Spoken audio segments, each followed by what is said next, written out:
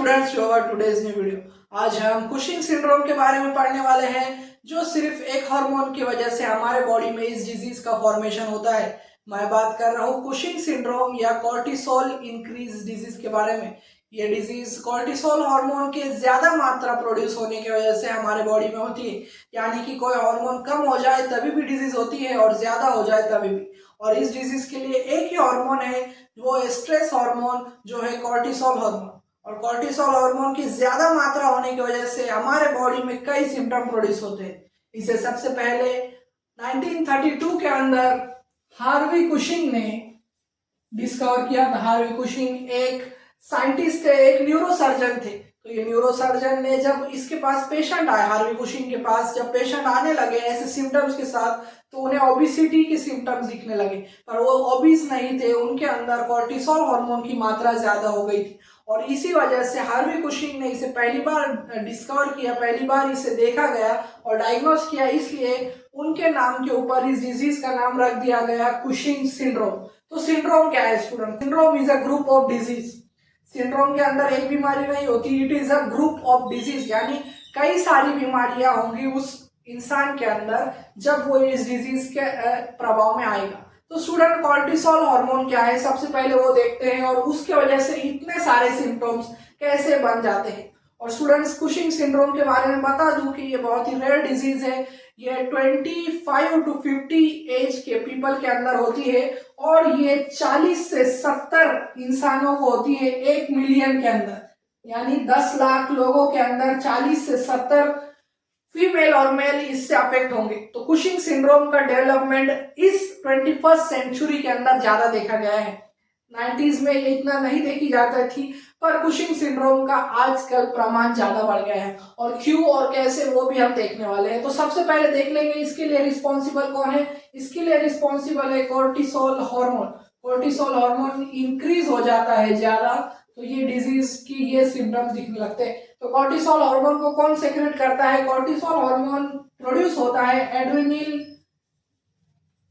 Gland से। Adrenal gland के अंदर 3 तरह के सेल होते हैं, ग्लोमेरुलोसा, फेसिकुलेटा और रेटिकुलेटा। ग्लोमेरुलोसा बनाता है एल्डोस्टेरोन हार्मोन, जिसे हम एड्रेनल हार्मोन भी कहते हैं, और फेसिकुलेटा की जो लेयर है वो सीक्रेट करती है कॉर्टिसोल हार्मोन। तो कॉर्टिसोल हार्मोन का सिंथेसिस होता है कोलेस्ट्रॉल की मदद से। और कॉर्टिसोल एक स्टेरॉयडल हार्मोन है, तो ये फ्रीली हमारे बॉडी में कोई भी सेल के अंदर एंट्री ले सकता है, डायरेक्टली इसका प्रभाव देखा जा सकता है। तो कॉर्टिसोल हार्मोन का हमने देख लिया कि कॉर्टिसोल क्या है, कौन प्रोड्यूस करता है।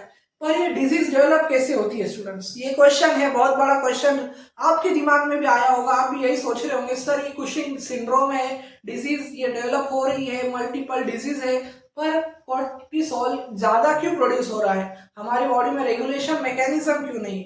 तो चलो देखते हैं। इसके 3 रीजन है स्टूडेंट, कॉर्टिसोल का ज्यादा मात्रा होना और कुशिंग सिंड्रोम का डेवलप होना। तो सबसे पहला रीजन है students, benign tumour formation. Benign tumour formation इन पिट्यूटरी ग्लैंड। पिट्यूटरी ग्लैंड हमारे बॉडी में यहाँ पर एक छोटा सा पीनट साइज या पी साइज ग्लैंड होता है, जो हमारे हाइपोथैलेमस के स्टिमुलेशन की मदद से हार्मोन को सिंथेसिस कराता है। पिट्यूटरी क्या बनाता है स्टूडेंट्स? एसीटीएच जाकर फेसिकुलेटा की लेयर पर जाता है हमारे एड्रेनल ग्लैंड के अंदर, और फिर कॉर्टिसोल का प्रोडक्शन होता है। तो ये है कॉर्टिसोल का प्रोडक्शन का प्रोसीजर। तो बिनाइन ट्यूमर अगर पिट्यूटरी ग्लैंड के अंदर हो गया, तो पिट्यूटरी ग्लैंड इस एसीटीएच यानी एड्रेनल कॉर्टिकोट्रोपिन हार्मोन का मात्रा ज्यादा बनाती है, और इस वजह से एड्रेनल ग्लैंड कॉर्टिसोल ज्यादा बनाने लगता है, और ज्यादा कॉर्टिसोल इस डिजीज को डेवलप करता है। ये हो गया पहला रीजन जो ज्यादातर देखा गया है। दूसरा है स्टूडेंट्स, एड्रेनल ग्लैंड के अंदर बिनाइन ट्यूमर होना। एड्रेनल ग्लैंड जो हमारी किडनी पर होता है स्टूडेंट्स, वहां पर बिनाइन ट्यूमर, एड्रेनल ग्लैंड पर जब ट्यूमर हो गया तो एड्रेनल ग्लैंड ज्यादा कॉर्टिसोल बनाएगा, और इस वजह से कॉर्टिसोल की मात्रा बॉडी में इंक्रीज होगी। और तीसरा रीजन है कि कुछ लोगों जो अस्थमा या आर्थराइटिस जैसी बीमारी से सफर होते हैं, तो वो ड्रग्स लेते हैं, मेडिकेशंस लेते हैं, तो इस मेडिकेशन की वजह से भी कॉर्टिसोल की मात्रा बढ़ जाती है। तो सबसे पहले हमने क्या देखा, कशिंग सिंड्रोम क्या है, किसने डिस्कवर किया था, हार्वे कशिंग ने। दूसरा हमने देखा कॉर्टिसोल हार्मोन क्या है और कौन प्रोड्यूस करता है और उसका प्रोडक्शन का प्रोसेस कैसा है। और तीसरा हमने देखा उसके क्यों डिजीज क्यों डेवलप हो रही है। और ये सब देखने के बाद अब हमारा टाइम आ गया है कि हम सिम्टम्स देखें। तो स्टूडेंट, सिम्टम्स क्या है कुशिंग सिंड्रोम के? कुशिंग सिंड्रोम का सबसे कॉमन सिम्टम है कि राउंड फेस होता है, राउंड फेस, रेडनेस होती है, हमारे चिक्स पर, गालों पर रेडनेस होती है। यहाँ पर जो हमारी नेक के पीछे का हिस्सा है वहां पर हम्प होता है, हम्प बैक कहते हैं, हम्प क्रिएट होता है नेक, और नेक के इस रीजन पर हम्प क्रिएट होता है। ओबिसिटी होती है, ज्यादातर फैट, ज्यादातर हमारे इधर स्टमक एरिया में, विसिरल एरिया में ज्यादातर फैट बनता है। और फिर इन पर स्ट्राइप्स आती है, पर्पल स्ट्राइप्स आती है। पर्पल स्ट्राइप्स यानी स्ट्रेच मार्क्स, पर्पल कलर के स्ट्रेच मार्क्स बॉडी पर डेवलप होने लगते हैं। स्किन अल्सर्स आती है, स्किन थिन होने लगती है। और सबसे बड़ा सिम्टम्स ऑस्टियोपोरोसिस भी है। ये ज्यादा मतलब डिजीज प्रोलॉन्ग क्रिएट हो गई, यानी 10 साल से अगर आप कशिंग सिंड्रोम से सफर कर रहे हैं तो ऑस्टियोपोरोसिस होता है, बोन जो हमारी है वो ब्रिटल होने लगती है, फ्रैक्चर्स होते हैं, बोन फ्रैक्चर्स होने लगते हैं। और फिर हाइपरगैलिसीमिया यानी ब्लड शुगर ज्यादा होता है, शुगर ज्यादा हो जाती है बॉडी में।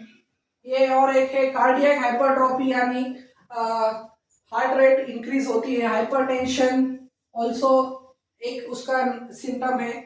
और हाइपरप्लासिया ट्यूमर्स क्रिएट होते हैं हमारे एड्रिनल ग्लैंड पर। और इसके और सिम्टम्स ये भी है कि हमारे को ब्रीदिंग में प्रॉब्लम होती है, डिजीनेस आती है, थकान आती है, टायर्डनेस फील होती है कशिंग सिंड्रोम के अंदर। और सीएनएस इरिटेबिलिटी की वजह से आप फोकस नहीं कर पाएंगे प्रॉपरली, आपका कंसंट्रेशन पावर कम हो जाती है। और रेड और राउंड फेस जैसे कि मैंने डिस्क्राइब किया था। तो कुशिंग सिंड्रोम के ये सब सिम्टम्स है। इसके अंदर इंसान मोटा दिखने लगता है और ज्यादातर ये फीमेल्स के अंदर देखा गया है। ये 60% ज्यादातर ये डिजीज, कशिंग डिजीज फीमेल्स के अंदर देखी गई है, मेल्स के अंदर कम दिखाई देती है। मेल्स के अंदर अगर डेवलप हो गई तो गायनाकोमास्टिकिया होता है, इरेक्टाइल डिस्फंक्शन हो जाता है। और कई बार कशिंग सिंड्रोम को, पीसीओडी को मिस इंट्रोड्यूस कर दिया जाता है कशिंग सिंड्रोम के मामले में। तो स्टूडेंट्स, ये सब थे हमारे सिम्टम्स ऑफ कशिंग सिंड्रोम। तो कशिंग सिंड्रोम को डिटेक्ट कैसे किया जाए? तो कशिंग सिंड्रोम को डिटेक्ट करने के लिए दो सबसे बहुत ही इजी टेस्ट है। सबसे पहला है यूरिन टेस्ट और दूसरा है ब्लड टेस्ट। ब्लड टेस्ट के अंदर हम एसीटीएच हार्मोन की मात्रा चेक करते हैं और यूरिन टेस्ट के अंदर कॉर्टिसोल की मात्रा चेक करते हैं। और तीसरा है सलाइवरी टेस्ट, जो मिडनाइट के अंदर लिया जाता है, सलाइवरी टेस्ट, जिसके अंदर कॉर्टिसोल का लेवल रात में कम होता है क्योंकि हम स्लीप में होते हैं। तो स्ट्रेस हार्मोन है, ये स्ट्रेस हार्मोन इसलिए है क्योंकि ये स्ट्रेस कंडीशन में प्रोड्यूस करती है हमारी बॉडी। और कॉर्टिसोल हमारी बॉडी में sodium uptake, water reabsorption, cardiac activity control, इन सब के अंदर मदद करता है। और जब ये ज्यादा होता है तो हार्ट रेट ज्यादा होती है, बीपी ज्यादा होता है, ग्लाइसीमिया होता है, ग्लूकोज बढ़ जाता है, शुगर लेवल हाई हो जाती है। और ये सब सिम्टम्स अगर प्रोलॉन्ग रहे तो कशिंग सिंड्रोम क्रिएट होता है। पहले कशिंग डिजीज फॉर्म होती है और फिर सिंड्रोम होता है, फिर हमारे इम्यून सिस्टम डाउन होता है और वैसे हम कई सारी बीमारियों को एक्सपोज हो जाते हैं। तो स्टूडेंट्स, टेस्ट के अंदर यूरिन टेस्ट है, ब्लड टेस्ट है, सलाइवा टेस्ट है। इसके अंदर मेनली हार्मोन देखा जाता है, हार्मोन का लेवल। और इसकी मेडिकेशन क्या है? सबसे पहले तो कीमोथेरेपी है। अगर और हाँ, टेस्ट के अंदर एमआरआई और सीटी स्कैन भी किया जाता है ताकि कहीं पर बॉडी पर या एड्रेनल पर ट्यूमर है या हमारे पिट्यूटरी ग्लैंड पर ट्यूमर है वो देख लेने के लिए एमआरआई और सीटी स्कैन किया जाता है। और इसका मेडिकेशन मेनली कीमोथेरेपी है और कॉर्टिसोल रिड्यूसिंग ड्रग्स को मेनली यूज किया जाता है कशिंग सिंड्रोम के अंदर। और ये ट्रीटेबल डिजीज है और ये रेयर डिजीज है। पर आजकल 21st सेंचुरी के अंदर केमिकल्स और फूड हैबिट्स की वजह से ये डिजीज ज्यादातर डेवलप हो रही है। तो स्टूडेंट्स, ये था कशिंग सिंड्रोम के बारे में जिसके हमने डिस्कवरी देखी, किसने डिस्कवर किया, इसलिए उसके नाम पर हार्वे कशिंग की वजह से इनका नाम कशिंग सिंड्रोम रखा गया। सिम्टम्स क्या है, कॉर्टिसोल कैसे प्रोड्यूस होता है और what are the reason for developing the Cushing syndrome. तो मुझे उम्मीद है क्या आपका concept Cushing syndrome, Cushing disease के बारे में क्लियर हो चुका होगा। और जब भी आप ओबीस होंगे तो आप तो सोचेंगे नहीं कि मुझे कशिंग डिजीज है। तो स्टूडेंट्स, अगर ये वीडियो आपको पसंद आए तो लाइक करें, शेयर करें और सब्सक्राइब करना ना भूलें। Thank you for watching.